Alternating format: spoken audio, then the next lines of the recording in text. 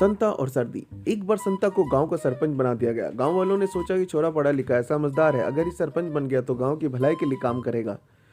मौसम बदला।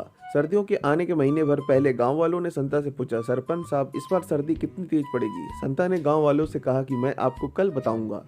संता तुरंत ही शहर की ओर निकल गया। वहां जाकर मौसम विभाग में पता किया तो मौसम विभाग वाले बोले, सरपंच साहब इस बार बहुत तेज सर्दी पड़ने वाली है। संता भी दूसरे दिन गांव में आकर ऐसा ही बोल दिया। गांव वालों को विश्वास था कि अपने सरपंच साहब पढ़े लिखे हैं, शहर से पता करके आए हैं तो सही कह रहे होंगे। गांव वालों की नज़र में संता की इज्जत और बढ़ गई।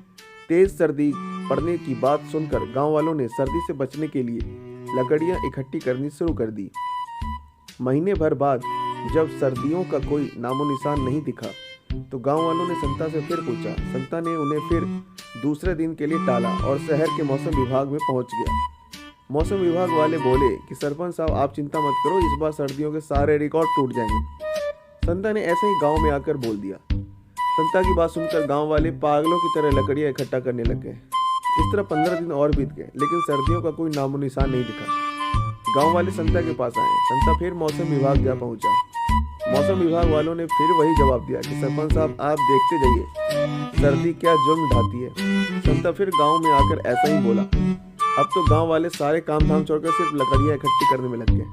इस तरह 15 दिन और बीत गए, लेकिन सर्दियां शुरू नहीं हुई। गांव वाले संता को कोसने लगे। संता ने उनसे एक दिन का वक्त मांगा। संता तुरंत मौसम विभाग पहुंचा तो उन्होंने फिर से जवाब दिया, सरपंच साहब इस बार सर्दियों के सारे रिकॉर्ड टूटने वाले हैं। अब संता का भी जवाब दे दिया। संता ने पूछा, आप इतने विश्वास से कैसे कह सकते हैं? मौसम विभाग वाले बोले, सरपंच साहब हम पिछले 2 महीने से देख रहे हैं पड़ोस के गांव वाले पागलों की तरह लकड़ियां इकट्ठे कर रहे हैं, इसका मतलब सर्दी बहुत तेज पड़ने वाली है। संता वही चक्कर खा